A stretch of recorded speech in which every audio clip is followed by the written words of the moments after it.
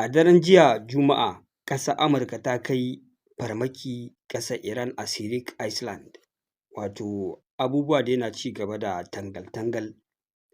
Wannan yarjejeniya tsakanin ƙasar Amurka da ƙasar Iran ana ganin cewa kasancewar ta yiwu ya koma ƙasa da ma 50% a cikin ɗari.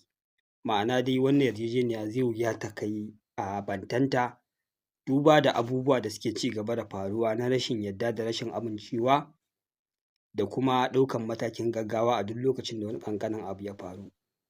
A cikin wannan mako dai duk da wahalar da aka sha da ƙyar aka kai ga zama ma a ƙasar Switzerland tsakanin ƙasar Amurka da ƙasar Iran, wanda aka cimma yarjejeniya aka ware kwanaki 60 da abubuwa za su daidaita a ciki. An buɗe Strait of Hormuz, ƙasar Amurka ta fara shirye-shiryen ɗage naval blockade da kuma sakin frozen asset.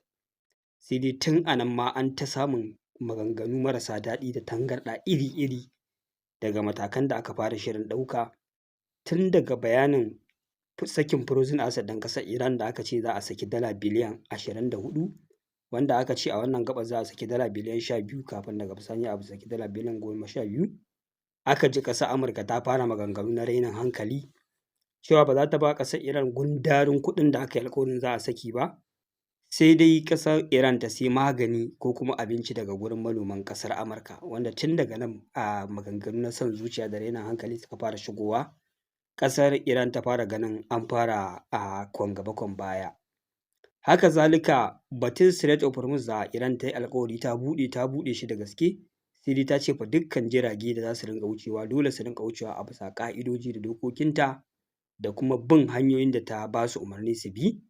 Ita kuma ƙasar Amurka a tafau tana ganin wai ita yanzu ita ce take da iko ta ba wa jirage umarni su wuce a ƙoƙarin da ake na kwashe jirage sama da 11,000 da suka maƙale a wannan hanya tun bayan fara wannan yaƙi. Tun daga nan aka fara samun kace na ce, wanda ƙasar Amurka tana ba wa jirage umarni su wuce kai tsaye ba tare da umarnin ƙasar Iran ba. Iran kuma tana cewa duk jirgin da ya wuce ta Strait of Hormuz ba tare da umarninta ba ko bin ƙa'idojin da ta sanya masa zai fuskanci farmaki.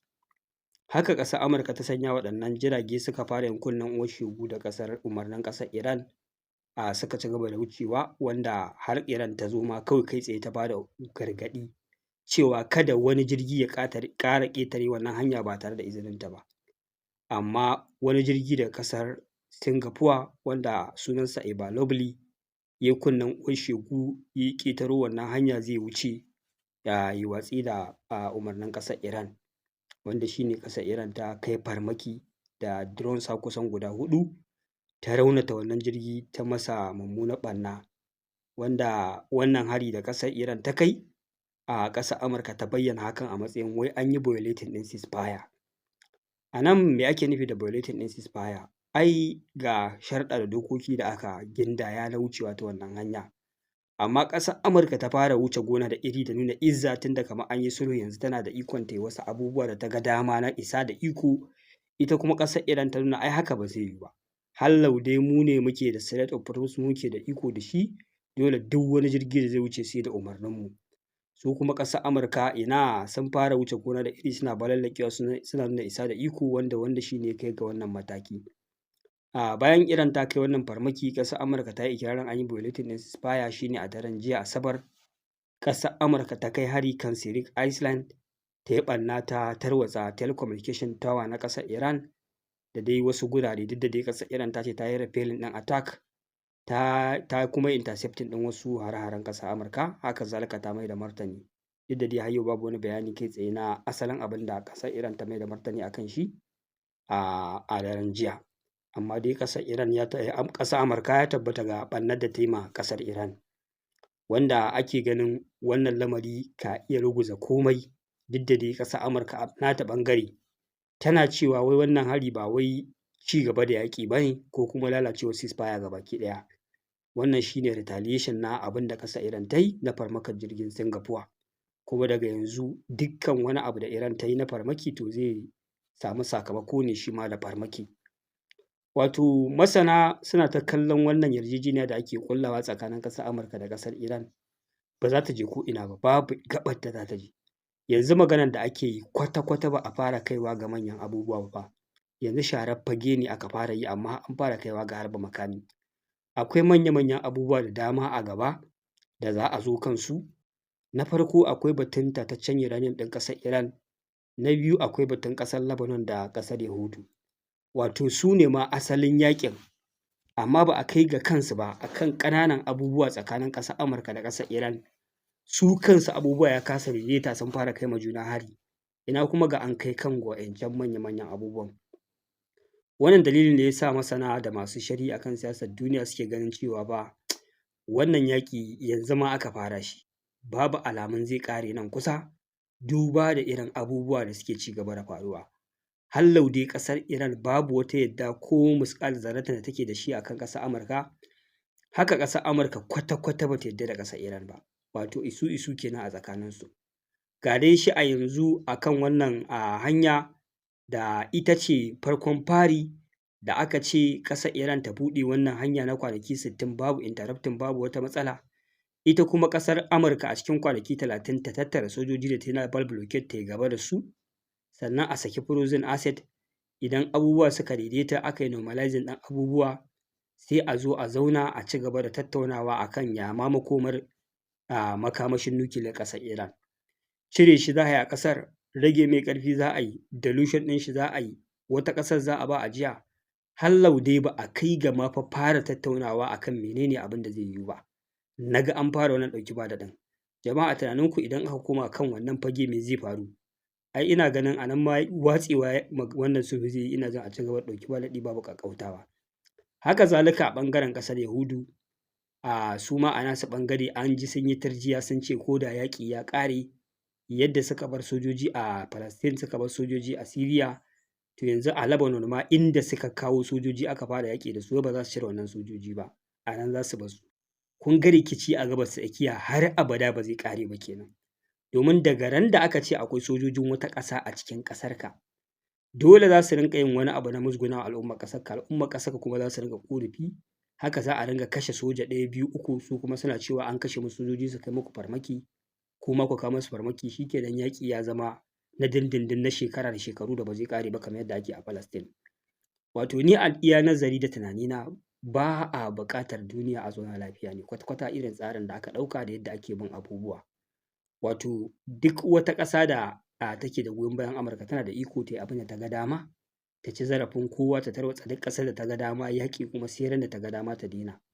Su kuma sauran ƙasashen musulmi da yake ba su da galihu ba su da haɗin kai, haka za su ci gaba da fuskantar ƙasƙanci da ɓacin rai da baƙin ciki a cikin zukatansu.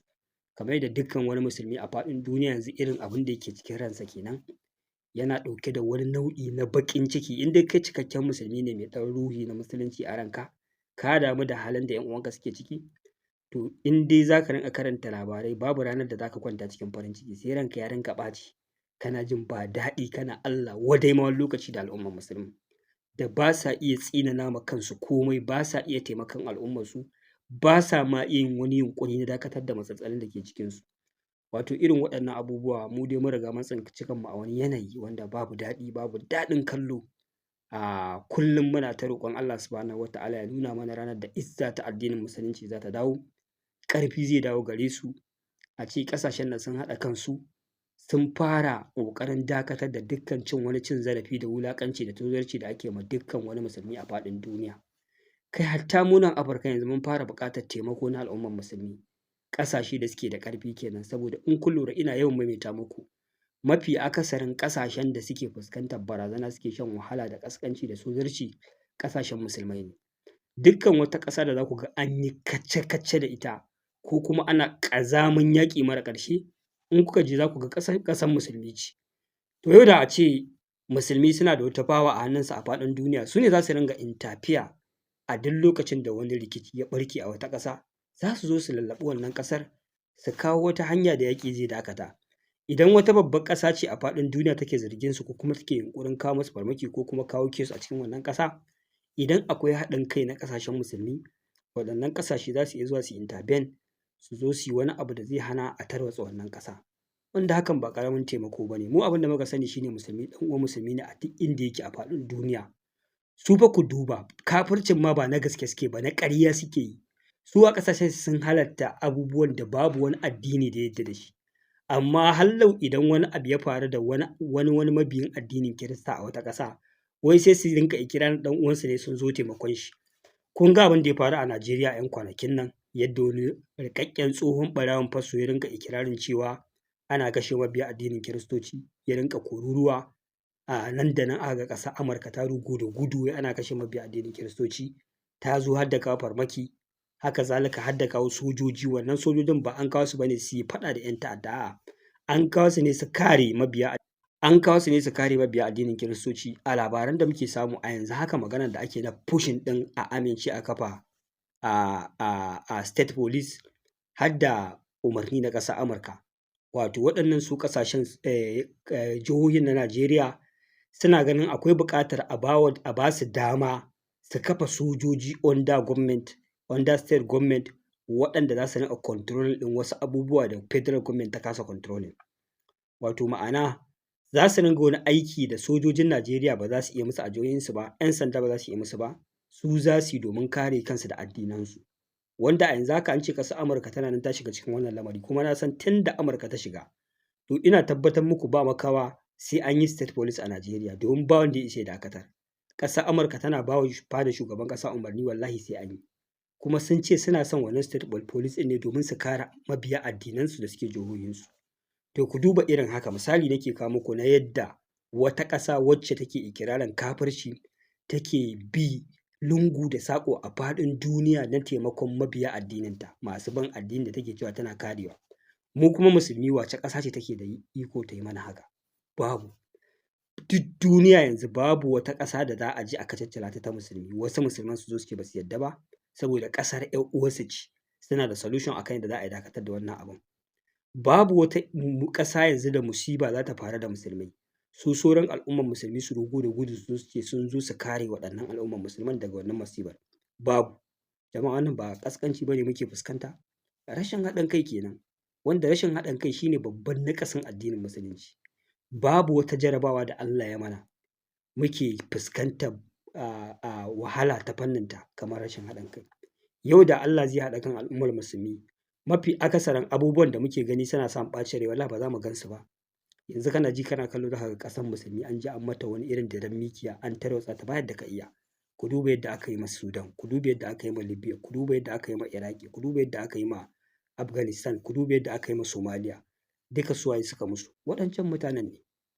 Mu kuma hallau wace ƙasa ce ƙwaya ɗaya wai saboda ana musgunawa al'ummar musulmi a cikin wannan ƙasar, mu muka iya zuwa mu yi wani abu don taimakon wannan al'ummar musulmin? Babu. Ku yi nazari ku gani. Babu wata ƙasa da muka iya zuwa yau wai mu kare mabiya addinin mu a cikinta. Babu. Wanda me ya janyo haka? Rashin haɗin kai. Kuma a haka ƙasashenmu manya na wanda suke jagorantar mu na addinin musulunci muke ganin da su ne irin gaba, su ne jagororinmu, suna da matuƙar ɗimbin arzikin da dukkan nau'in sojan da ake buƙatar a tanada, ko makaman yaƙi, ko a samu wata izza a samu. Babu abin da ba su da shi. Domin duk wani abu da ka sani ana ƙirƙira na nau'i na soja da kuɗi ake ƙirƙirar shi. To ƙasashen nan namu na Larabawa suna da kuɗi, suna da man fetur, suna da komai da za su iya ƙirƙirar soja, suna da nau'in kuɗaɗen da za su iya samun scientist daga ko'ina a faɗin duniya a ƙera musu makamai. Kamar yadda ƙasar Amurka take, hallau ƙasar Amurka tana ci gaba da amfani da system ɗin da take amfani da shi tun farko. Ma'ana duk inda ta ga wani mutum mai fikira da basira, ko ba ɗan ƙasarta ba ne, za ta ɗauke shi ta maida ta ƙasarta, ta ci moriyar basirar da Allah ya masa. To ƙasashenmu na musulmi ba ma sa iya yin haka. A ƙarshe ma kafiran suke zuwa suna kaiwa ƙasar shi su kare su. To kai yanzu wanda ya je ɗauko kafiri ya kai shi ƙasarsa ya kare sa, to kai kuma yanzu wa kake jira zai kare ka? Musulmin wani izza gare shi da zai kare ka? Babu. Shi ma kafiri ya je ɗauko ya kare shi. To kun ji babban bala'in da muka tsinci kanmu a ciki. Kawai sai dai mu ci gaba da addu'a Allah ya juya hakan ya zama su ma ƙasashen musulman sun farga, sun yi wani abu domin kare kansu, domin izza ta addinin musulunci ta dawo. Jama'a a nan zan dakata, sai a bidiyo na gaba. Wassalamu alaikum wa rahmatullahi ta'ala wa barakatuh.